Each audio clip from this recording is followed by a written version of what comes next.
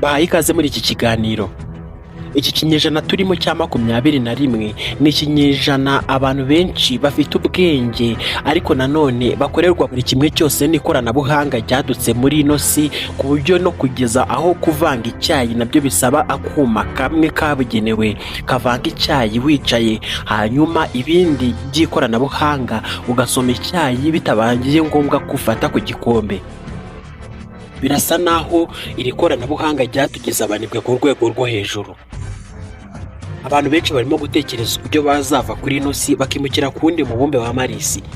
Ikibazo nuko twese ubu bushobozi tutabubona, kubera ko niba hari ubu koranabuhanga cyangwa se ikoranabuhanga rihenze kurusha irindi, ni ukuhagurutsa ikibogajuru kikava hano ku butaka ku isi kikazamuka kikagera kuri iyo mibumbe ya Marisi.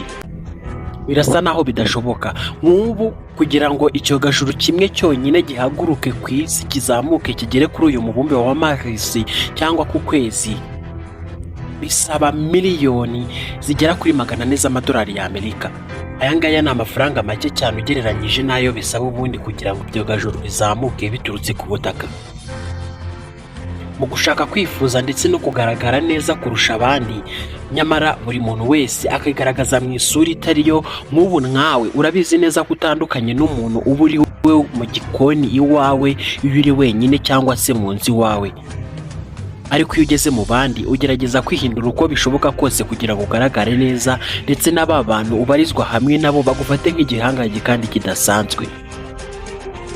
Iyo hari umuntu uri kwiyamamariza umwanya w'ubuyobozi ndetse kandi nawe ukaba urimo muri abo biyamamaza, kabone niyo nawe ubwawe utaba ushaka kwiyamamaza, uba ushaka ko abantu bose bakubona aho uhagaze, ndetse kandi byaba ngombwa bakaguhitamo mu bandi kugira ngo bari wowe wiyamamariza uwo mwuga cyangwa se ako kazi karimo kwiyamamarizwa aho ngaho. Ukaba nkaho ari ikirabo giteretse ahantu heza kandi gishashagirana ku buryo buri muntu wese agomba kukireba akacyishimira. Nyamara si uko bimeze, kubera ko inyoko muntu mu buzima bwayo bwa buri munsi n'uburyo babaho abantu ntago batojwe gukora ibi ngibi. Mu buzima bwa buri munsi buri wese agerageza gukora ibyo ashoboye kugira ngo abashe kugura. Umufuka wawe ndetse n'ubushobozi ufite bwo kugura nibyo bikugira igihangange ndetse no gutegeka abandi muri ino si. Kugira amafaranga utagize ubushobozi bwo kugura, ayo mafaranga yawe ntacyo atubwiye nta n'icyo amaze. Urabizi neza ko umwana mutoya ukina mu ikipe ya Arsenal kugira ngo abe wa muntu w'igihangange ukomeye, kubera ko afite ibintu byinshi agurisha ndetse kandi abantu benshi baza kumureba bakishyura, ibi ngibi bimuhereza amafaranga no kuba igihangange bidasanzwe, akamenyekana kandi akagira ubushobozi bwo kugura. Urabizi neza ko kwifuza kwawe ari byo bituma ujya mu isoko hanyuma ukarobanura mu nkweto nziza, ukarebamo inkweto ihenze kandi ifite agaciro k'amafaranga ari hejuru, ariko kabone n'ubwo yaba isa na ya yindi igura makeya, ariko ikaba ifite itandukaniro ritoya rishoboka kandi rigaragarira buri muntu wese ko waguze inkweto ihambaye kandi ihenze. Iyo ngiyo urayishyura. Niyo yabigura 300,000 urakura mu mufuka hanyuma ukayishyura. Icyo ubuguze ni icyubahiro. Urabizi neza ko umumaro w'inkweto ubundi na yindi ya 15 irabikora, ariko igituma ugiye kugura inkweto y'300,000 ni ukubera ko ubizi neza ko ugomba kuzatandukana n'abantu bambaye izo nkweto z'15,000. Imbaga nyamwinshi y'abantu bambaye izo nkweto n'uburyo bagaragara, ugomba gutandukana nabo uko byagenda kose. Mu bubasha n'ubushobozi buri muntu wese yahawe, birasa naho ari nk'ibintu bitumvikana, ariko buri muntu wese ushaka kubyumva nawe wabyumva.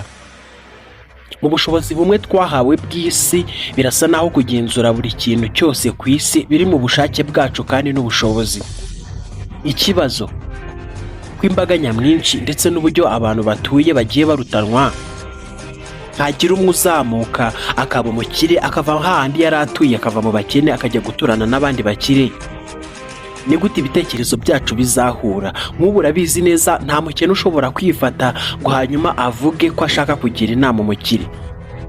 Uwo nguwo ntabwo yarihingutsa kandi nawe ubwe arabizi neza. Birasa naho byanditse mu gitabo cy'amategeko.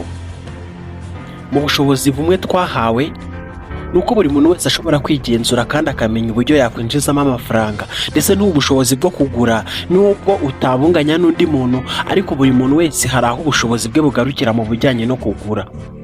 Ushobora kugura byinshi, uwo nguwo niwe mukire. Ushobora kugura bike, ubwo nyine nawe ugomba kwicara hasi bakagutsikamira kandi bakagukorera icyo bashaka, ndetse na kwa gukorera abandi n'imbaraga zawe ndetse n'ubushobozi na bimwe byose ushobora gutegeka ngo abandi bagukorere, nabyo bigabanuka ku giciro gitoya ndetse kandi no ku kigero kirekire ku buryo nawe ubwawe utabigereranya. Nzi abantu benshi bari abakene, buri muntu wese abona ko bitonda, ariko nyuma y'uko babonye amafaranga ntabwo wamenya aho bwa bwitonzi bwabo bwagiye. Ubundi bavuga ko amafaranga ashobora kugaragaza umuntu wa nyawe, uburyo mwamubonaga mu isura yihishe. Mu gihe agize amafaranga muramubona neza. Niba ari uwicisha bugufi, mumubone afite amafaranga. Niba ari uwishyira hejuru kandi nabwo umubone afite amafaranga. Nubwo bigoye ko waba wishyira hejuru mu gihe utarabona amafaranga, ariko nanone ntabwo bihira bose badafite amafaranga mu gihe bari kwishyira hejuru.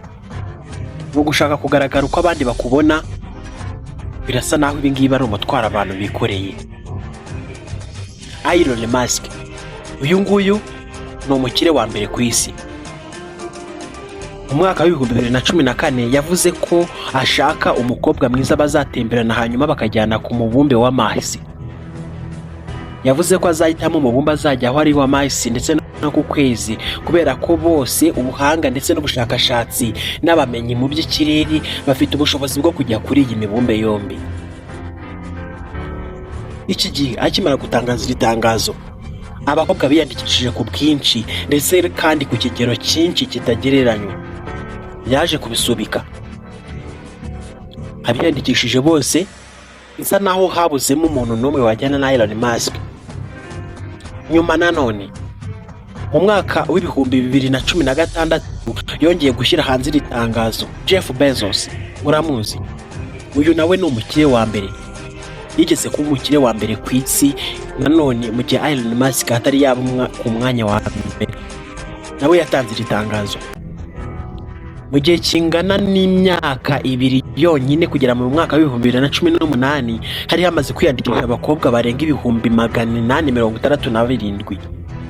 Aba bose bashaka kujyana n'uyu muherwe wa mbere ku isi ku kwezi cyangwa se kuri Mars, bagatemberana hanyuma buri wese akiyandikisha igihangange gikomeye, kubera ko azaba yaratanze abandi bose kugera ahandi hantu batigeze bakandagiza ibirenge byabo ku butaka. Byasaga naho uyu mukobwa nawe ubwe yashakaga kwishyira hejuru cyangwa ngo agaragarire abandi bakobwa mu mbaga nyamwinshi y'abandi bakobwa bose ko ari we mukobwa ukomeye cyane, kandi no kuba yahiswemo mu bandi ko ari ufite agaciro kurusha abo bose. Jeff Bezos nyuma yajogoyemo umukobwa umwe maze barajyana. Gusa ikizwi neza nuko nta kintu na kimwe bigeze batangariza isi ko bigeze gusanga kuri uyu mubumbe bagiyeho. Nta muntu n'umwe wavuze iyi nkuru wayigarukeho nka Jeff Bezos wigeze kugera kuri uyu mubumbe. Nta muntu n'umwe wigeze kuvuga kuri ibi ngibi byose byabonetse mu isanzure, kabone n'ubwo bagiyeyo, ariko nta kintu na kimwe kigaragaza ko bagiyeyo. Elon Musk uyu munsi aramutse atanze itangazo hanze akavuga ko ashaka abakobwa bagera kuri tiriyari azajyana nabo ku kwezi, arashaka wenda kuzajogoramo abantu 2 bonyine. Abakwiyandikisha n'umubare munini. Ukwifuza ndetse no gushaka kuba ukomeye mu bandi no kugaragara ko wowe ubwawe ukomeye kandi ufite ubushobozi bwa benshi mu biganza byawe, mu kubategeka ndetse no kubayobora, no kumwe mu beza isi itunze kurusha abandi. Kuba mwiza, kugira ibitekerezo byubaka kurusha abandi, kugira imibereho myiza mu bijyanye no kuyobora kurusha abandi, kugira ubudahangarwa ndetse no guhagarara neza k'umubiri kutagirangwa n'uburwayi kurusha abandi. Ibi byose biri mu byifuzo by'inyoko muntu. Ikibazo nuko hatizewe neza niba ubu bushobozi bushobora kugirwa n'umuntu umwe. Ufite ubushobozi mu byo gutegeka, hari ahandi hantu nanone afite imbaraga nya nubwo nawe badashaka kuhagaragaza kugira ngo adateshwa agaciro na babandi ayoboye.